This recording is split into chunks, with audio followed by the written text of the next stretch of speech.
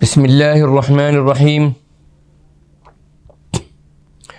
الحمد للہ رب العالمین الحمد للہ نحمده ونستعینه ونستغفره ونؤمن به ونتوکل علیہ ونعوذ باللہ من شرور انفسنا ومن سیئات اعمالنا من يهده الله فلا مضل له ومن يضلله فلا هادي له ونشهد أن لا إله إلا الله وحده لا شريك له ونشهد أن سيدنا ونبينا وحبيبنا ومولانا محمدا عبده ورسوله صلى الله تعالى عليه وعلى آله وأصحابه وأزواجه وذرياته وجميع أهل بيته وبارك وسلم تسليما كثيرا كثيرا أما بعد فأعوذ بالله من الشيطان الرجيم بسم الله الرحمن الرحيم رب اشرح لي صدري ويسر لي أمري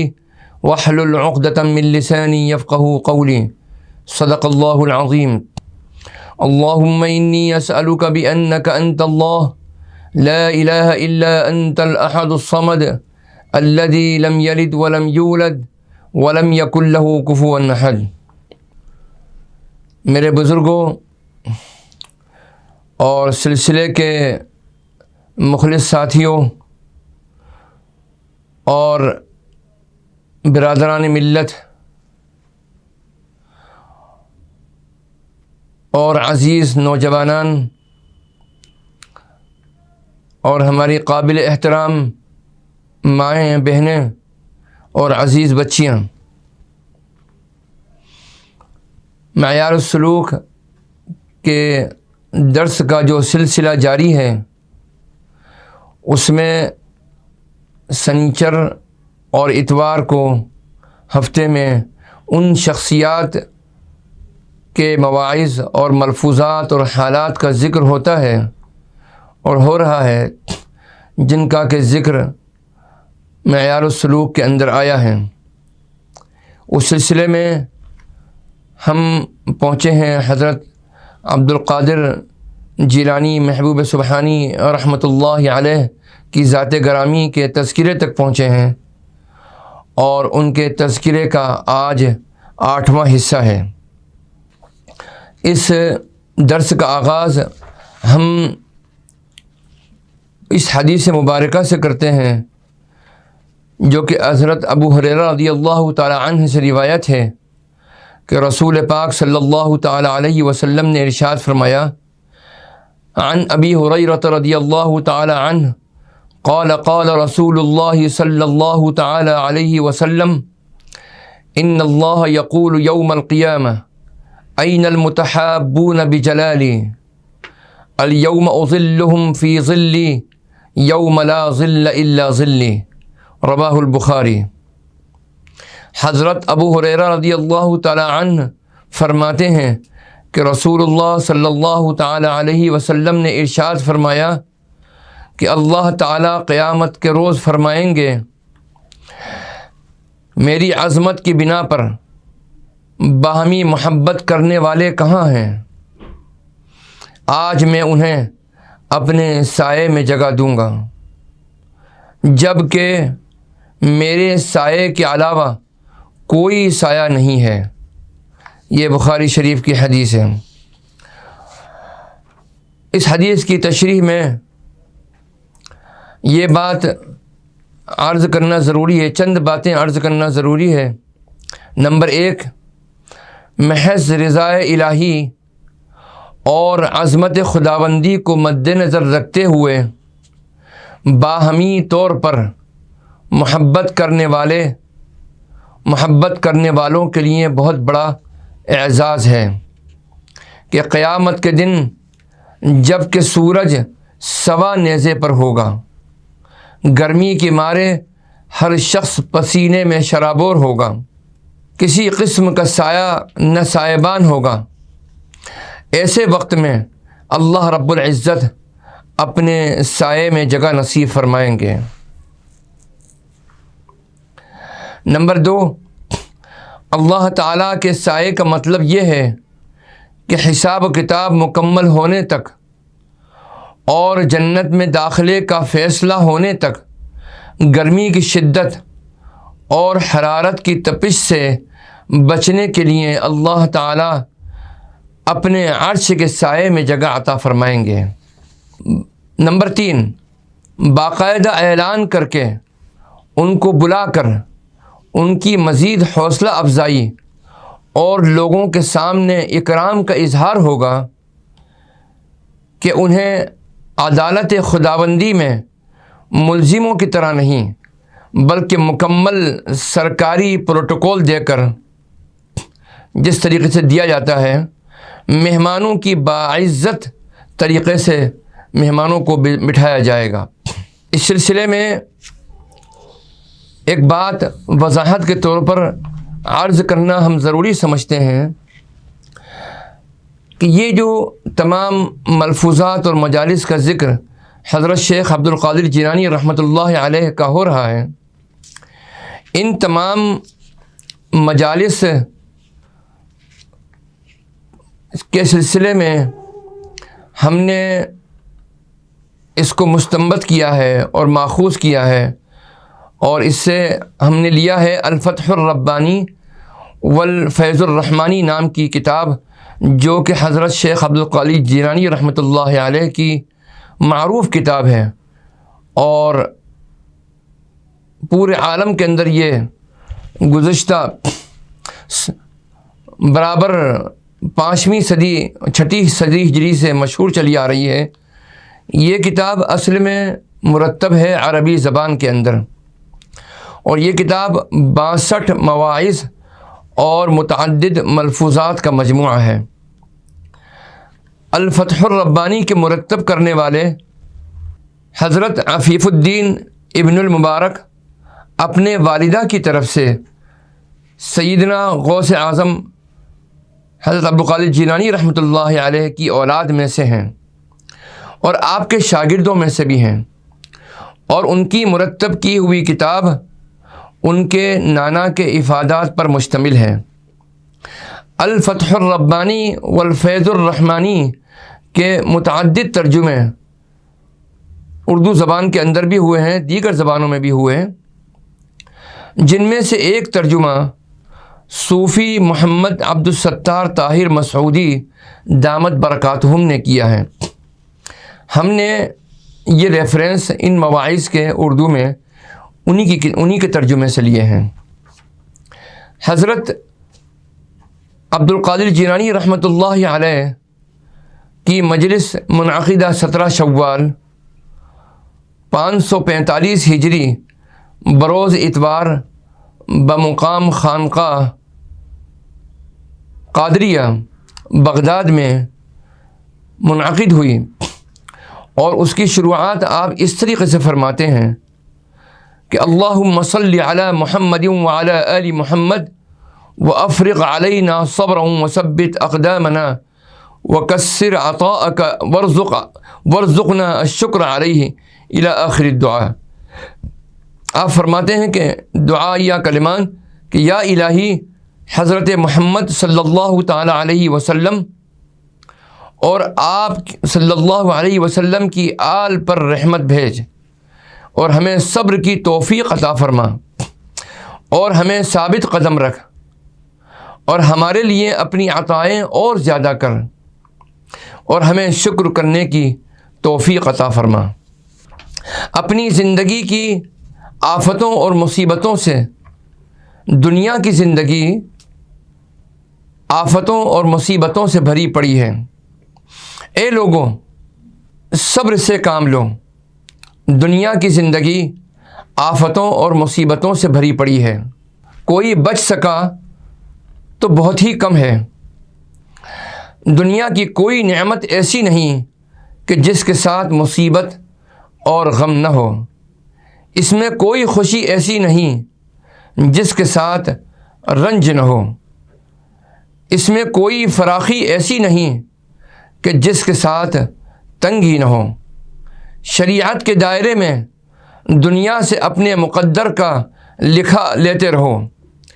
یقینی بات تو یہ ہے کہ دنیا کی لذتوں سے جو مرض لاحق ہوا، شریعت ہی اس کا علاج ہے۔ بیٹا، جب تو کسی کے دامن سے وابستہ ہو تو قسمت کا لکھا شرع کے ہاتھ سے لے، یعنی شریعت کے ہاتھ سے لے۔ جب تو خاص دوست صدیق کے مرتبے پر پہنچے تو اپنا نصیب امر الہی کے ہاتھ سے حاصل کر، اور جب تو فانی فی اللہ واصل اور مقرب بارگاہ ہو جائے تو الہی فعل کے ہاتھوں سے لے، پھر تجھے شرعی امور کا حکم دیا جائے گا اور ناپسندیدہ سے روکا جائے گا۔ تیرے دل میں فعل کے لیے خود بخود تحریک ہوگی۔ اللہ کے بندے تین طرح کے ہوتے ہیں، ایک عامی، دوسرا خاص، اور تیسرا خاص الخاص۔ عامی آدمی وہ ہے جو پرہیزگار ہو، جو شریعت کا پابند ہو اور شرع سے کسی پل جدا نہ ہوتا ہو، اور اللہ کے اس فرمان پر عمل پیرا ہو، وما آتاکم الرسول فخذوہ وما نہاکم عنہ فانتہوا۔ یہ سورہ حشر کی آیت ہے۔ جو کچھ رسول پاک صلی اللہ تعالیٰ علیہ وسلم نے تمہیں دیا ہے لے لو، اور جس چیز سے روکا ہے اس سے رکے رہو۔ جب اس کے حق میں یہ تمام ہوتا ہے اور اس کے ظاہر و باطن پر عمل کر چکے تو اس کا قلب ایسا روشن ہو جاتا ہے کہ وہ اس سے ہر شے کو دیکھنے لگتا ہے۔ اگر وہ کوئی چیز شریعت کے دائرے میں حاصل کرے تو اس کے لیے اپنے دل سے یقین چاہتا ہے اور الہام ربانی کا منتظر رہتا ہے، کیونکہ الہام ربانی ہر شے میں عام ہے۔ ارشاد باری تعالی ہے، فَأَلْهَمَهَا فُجُورَهَا وَتَقْوَاهَا۔ اس نے نیکی اور بدی اس کے دل میں ڈال دی ہے۔ وہ اپنے دل سے اعتبار چاہتا ہے اور الہام ربانی کا منتظر رہتا ہے۔ اس کی پہچان یہ ہے کہ وہ ظاہر امر پر عمل کرتا ہے، اور وہ ظاہر امر یہ ہے جو کچھ اس معیشت تیار کرنے والی دکان میں ہے، دینے والا دے رہا ہے، سب اس کے ہاتھ میں ہے اور ملکیت میں ہے۔ پھر یہی عام خاص بن کر اللہ تعالیٰ کی طرف رجوع کرتا ہے اور اپنے دل میں اعتماد چاہتا ہے، اور دل کے نور سے روشنی حاصل کر کے اس بارے میں امر الہی کو دیکھتا ہے کہ وہ کیا ہے۔ یہ مقام تب حاصل ہوتا ہے جب وہ شریعت پر عمل کرتا ہے اور اس کے ایمان کی قوت اور توحید کی قوت اور قوی ہو جاتی ہے، اور اس کا دل خلقت اور دنیا سے الگ ہو جائے، دنیا کے جنگلوں اور دریاؤں کو عبور کر لے۔ اس مقام پر صبح صادق نمودار ہوتی ہے اور سب طرح کے انوار، نور ایمان، نور قرب الہی، نور عمل، نور بصر، نور تحمل و اطمینان حاصل ہوتے ہیں۔ یہ ثمرات شرعی حقوق ادا کرنے کے بعد اس کی متابعت کی برکت سے، یعنی مسلسل کرنے کی برکت سے حاصل ہوتے ہیں۔ اور خاص الخاص یہ لوگ ابدال ہیں۔ ان کا طریقہ کار یہ ہے کہ پہلے شریعت سے اعتماد فتویٰ لیتے ہیں، پھر اللہ کا امر اور اس کا فعل اور تحریک دیکھتے ہیں اور اس کے الہام کے منتظر رہتے ہیں۔ ان تینوں طبقوں کے علاوہ تباہی و بربادی، تباہی در تباہی اور حرام در حرام، دین کے سر کا درد، دین کے درد کا، دین کے دل کا پھوڑا ہے، اور بدن میں سل کا مرض ہے۔ تمہارے اعمال اللہ کی نظر میں ہیں۔ اے لوگوں، اللہ تعالیٰ طرح طرح سے اپنے تصرفات سے تمہارے احوال میں تبدیلی لاتا ہے تاکہ دیکھے کہ تم کیسے عمل کرتے ہو۔ تمہارے اعمال اس کی نظر کے اندر ہیں۔ تم ثابت قدم رہتے ہو یا لڑکھڑا جاتے ہو، امر الہی کی تصدیق کرتے ہو یا انہیں جھٹلا دیتے ہو؟ جو شخص رضائے الہی میں راضی نہ ہو، جو شخص رضائے الہی میں راضی نہ ہو، اس کی ہم نوائی نہیں ہوتی، نہیں توفیق دی جاتی ہے۔ جو قضائے الہی میں راضی نہیں، اللہ بھی اس سے راضی نہیں۔ جو خود نہیں دیتا، اسے بھی نہیں دیا جاتا۔ جو کسی سے نہیں ملتا، کوئی اس کے پاس بھی چل کر نہ آئے گا۔ ثابت قدمی کے بغیر ایمان کا دعویٰ خام ہے۔ جاہل آدمی، تیرا خیال ہے کہ اللہ تیری مرضی و منشا سے تغیر تبدل کرے، یہ تیرا خیال خام ہے۔ کیا تو دوسرا الہ ہے یا تو دوسرا معبود ہے کہ اللہ تیری موافقت کرے؟ یہ تو الٹا معاملہ ہے، تو اس کے خلاف کرتا کہ ہدایت پائے۔ اگر اللہ نے تقدیر نہ بنائی ہوتی تو جھوٹے دعوے نہ پہچانے جاتے۔ جواہر کی پرکھ تجربوں سے ہوتی ہے۔ جس طرح تیرا نفس احکام الہی کا انکاری ہے تو اپنے نفس کی ماننے سے انکاری ہو جا۔ جب تو اپنے نفس کی ماننے سے انکار کر دے گا تو دوسرے کے انکار پر بھی قدرت پالے گا۔ ایمانی قوت اندازے سے ہی خرابیاں دور ہو سکتی ہیں۔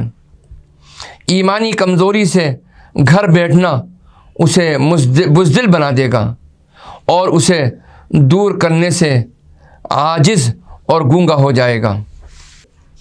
ایمان کے قدم ہی ایسے ہیں جو انس و جن یعنی جنات اور انسان، انس و جن کے شیطانوں کے مقابلے پر ڈٹے رہیں، آفتوں اور مصیبتوں کے آنے پر نہ ڈگمگائیں۔ ثابت قدمی کے بغیر ایمان کا دعویٰ جھوٹا ہے۔ اگر ایمان کا دعویٰ ہے تو ہر ایک شے سے دشمنی کر اور سب کے خالق سے دوستی کر۔ اگر وہ چاہے تو ایسی چیز کو تمہاری محبوب بنا کر محفوظ رکھے کہ جس سے تمہیں نفرت تھی، کیونکہ دل میں محبت ڈالنے والا وہ ہے نہ کہ تم ہو۔ اسی لیے رسول پاک صلی اللہ تعالی علیہ وسلم نے ارشاد فرمایا، حبب الی من دنیاکم ثلاث، الطیب والنساء وجعلت قرۃ عینی فی الصلاۃ۔ تمہاری دنیا سے تین چیزیں ایسی ہیں جو میری محبوب بنا دی گئی ہیں، خوشبو، عورتیں اور میری آنکھوں کی ٹھنڈک نماز میں رکھی گئی ہیں۔ نبی کریم صلی اللہ علیہ وسلم کے لیے یہ چیزیں بعد میں محبوب کی گئیں، پہلے آپ کی طرف سے نفرت اور ان کا ترک اور بے رغبتی اور روگردانی تھی۔ چنانچہ فرغ انت قلبک مما سواہ حتی یحبب هو الیک ما یشاء من ذلک۔ تو اپنے دل کو ما سوا اللہ سے خالی کر دے، یعنی غیر اللہ سے خالی کر دے، تاکہ وہ ان میں سے جس کی بھی چاہے تیرے دل میں محبت ڈال دیں۔ 8ویں مجلس میں جو کہ منعقد ہوئی 19 شوال 545 ہجری بروز منگل بوقت عشاء بمقام مدرسہ قادریہ، آپ ارشاد فرماتے ہیں کہ ریاکار کا ظاہر آباد ہے اور باطن ویران ہے۔ ریاکار کا لباس بظاہر صاف ستھرا اور دل پلید ہوتا ہے، مباح چیزوں میں زہد کرتا ہے اور نیکی کمانے میں سستی کرتا ہے، دین بیچ کر اس کے ذریعے کھاتا پیتا ہے، پرہیز بالکل نہیں کرتا، کھلے عام حرام کھاتا ہے۔ اس کی یہ حرکتیں عام لوگوں سے اوجھل ہیں، جبکہ خواص اس کی حقیقت سے واقف ہیں۔ اس کا زہد اور عبادت دکھاوے کے ہیں۔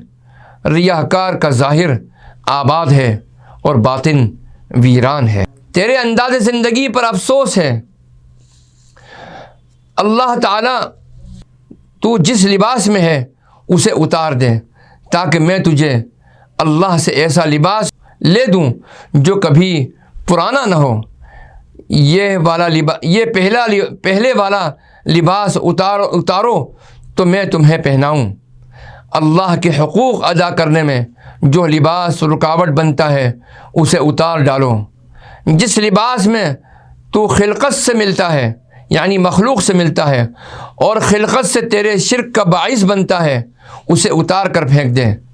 نفسانی خواہشوں اور بدمزاجی اور غرور اور تکبر اور نفاق کا پہناوا اور خلقت میں اپنی مقبولیت اور ان کی توجہ عطیوں کے سب لباس الگ کر دے۔ دنیا کے کپڑے اتار کر آخرت کا لباس پہن لے۔ اپنی ہستی اور طاقت اور قوت سے کنارہ کش ہو جا۔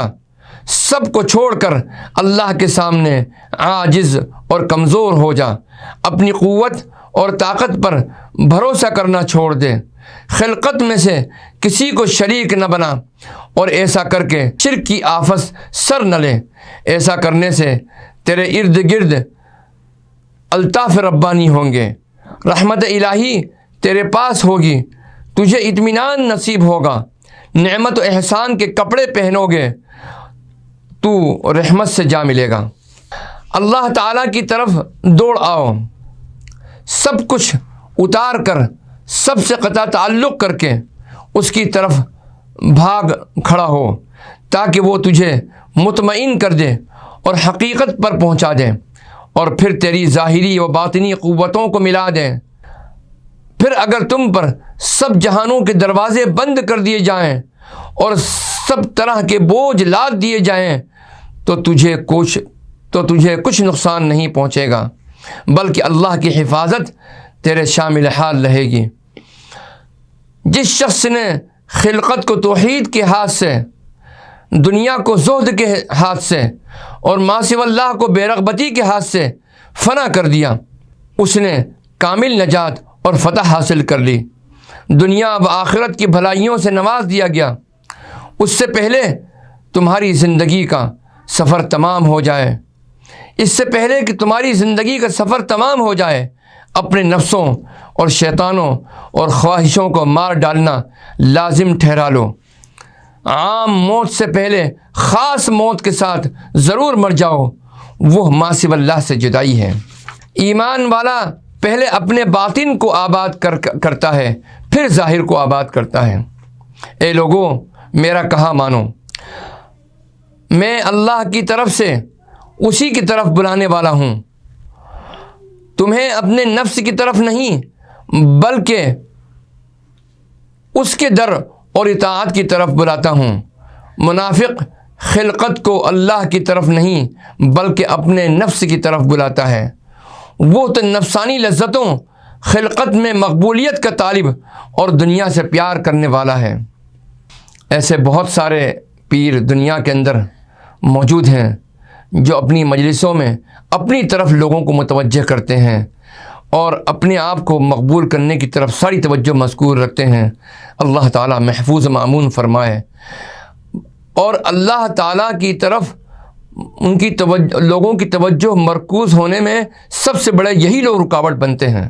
اللہ ان کی بدعقیدگی سے اور ان کی اس بدعمالی سے اور غرور و تکبر سے اللہ تعالیٰ اور ان کی ریاکاری سے اللہ تعالیٰ محفوظ معمون فرمائے اور ہم سب کو اللہ تعالیٰ کی طرف متوجہ ہونے کی توفیق عطا فرمائے۔ میں اس مواعظ کو پھر دوبارہ دہراتا ہوں، اے لوگوں، میرا کہا مانو، اللہ کی طرف سے اسی کی طرف بلانے والا ہوں، تمہیں اپنے نفس کی طرف نہیں بلکہ اس کے در اور اطاعت کی طرف بلاتا ہوں۔ منافق خلقت کو اللہ کی طرف نہیں بلکہ اپنے نفس کی طرف بلاتا ہے۔ وہ تو نفسانی لذتوں، خلقت میں مقبولیت کا طالب اور دنیا سے پیار کرنے والا ہے۔ جاہل آدمی تو میری نصیحت پر کان نہیں دھرتا، نفس اور خواہشات کے ساتھ خلوت خانہ میں اکیلا بیٹھتا ہے۔ تجھے شیخ کامل کی ضرورت ہے، نفس اور حرص کو اور لالچ کو قتل کر دے اور ما سوی اللہ سے قطع تعلق قائم کر لے اور اپنے پیران عظام کے دروازے کو لازم پکڑ، فیض صحبت اٹھا، پھر ان سے الگ ہو کر اللہ کا ہم نشیں ہو جا۔ جب تجھے یہ مرتبہ کامل طور پر حاصل ہو جائے تو اللہ کے حکم سے خلقت کی دوا، ہدایت کرنے والے اور ہدایت قبول کیے گئے، تیری زبان پرہیزگار اور تیرا دل گنہگار ہے۔ تیری زبان پرہیزگار ہے، بڑی بڑی معرفتیں نکلتی ہیں، لیکن تیرا دل گنہگار ہے۔ زبان اللہ کی تعریف کرنے والی، جبکہ دل اس کے خلاف کرنے والا ہے۔ تیرا ظاہر مسلمان اور باطن کافر ہے، تیرا ظاہر توحید والا اور باطن بت پرست ہے۔ تیرا زہد اور دین ظاہری ہے اور باطن خراب اور ویران ہے۔ جیسے غلاظت پر سفیدی اور گندگی کے ڈھیر پر قفل اور تالے، جب تو اس حالت میں ہے تو شیطان نے تیرے دل پر خیمہ لگا کر اپنا ڈیرا جما لیا ہے۔ ایمان والا پہلے اپنے ظاہر کو آباد کرتا ہے۔ میں پھر دوبارہ عرض کرتا ہوں، ایمان والا پہلے اپنے باطن کو آباد کرتا ہے، پھر ظاہر کو۔ ایمان والا پہلے اپنے باطن کو آباد کرتا ہے، پھر ظاہر کو۔ جیسے کوئی شخص گھر بناتا ہے تو پہلے اس کے اندر والے حصے پر بڑی رقم خرچ کرتا ہے، مگر اس کا دروازہ خراب ہی ہوتا ہے۔ جب گھر کے اندرونی تعمیر مکمل ہو جاتی ہے تب دروازہ بناتا ہے۔ اسی طرح سے سالک اللہ کے ساتھ ابتدا کرے اور اللہ کی رضا طلب کرے، پھر اس کے حکم سے خلقت کی طرف متوجہ کرو۔ اس توجہ کی ابتدا اور آخرت کی تحصیل کے لیے اس کے بعد دنیا سے اپنی قسمت کا لکھا ہوا حاصل کرو۔ اللہ تعالی ہمیں عمل کرنے کی توفیق عطا فرمائے۔ اللہ ہمارے ظاہر کو بھی اچھا کر دے، ہمارے باطن کو بھی روشن کر دے، اور باطن روشن کرنے کی برکت سے ہمارے ظاہری اعمال کو قبولیت کا شرف عطا فرما دے۔ ہماری نماز، ہمارے روزے، ہمارے حج، ہماری زکوٰۃ، ہمارے نوافل، ہمارے تمام فرائض اور واجبات اللہ تعالیٰ کے دربار میں قبول ہو جائیں۔ یہ اسی وقت ممکن ہے جب کہ ہمارا باطن درست ہو۔ جب ہمارا باطن صاف ہوگا اور ہمارے قلب کی تمام قدورتیں باطن روشن ہونے کی وجہ سے دور ہو جائیں گی تو اللہ اس کی برکت سے ہمیں اخلاص نصیب فرمائے گا، اور اخلاص کی برکت سے ہمارے تمام اعمال، چاہے وہ ہم ظاہری طور پر کریں یا خلوت میں کریں، اللہ ان کو قبولیت کا شرف عطا فرمائے گا۔ میرے عزیزوں اور دوستوں، اس درس کا یہی پیغام ہے کہ اپنے باطن کو درست کرنے کی کوشش کرو، اپنے قلب کو اور اپنے باطن کو روشن کرنے کی کوشش کرو، کثرت یاد الہی سے، اور خاص طور پر ذکر سلسلے نقشبندیہ کے ذریعے بھی، استقامت کے ذریعے بھی باطن کو روشن کرنے کی کوشش کی جائے۔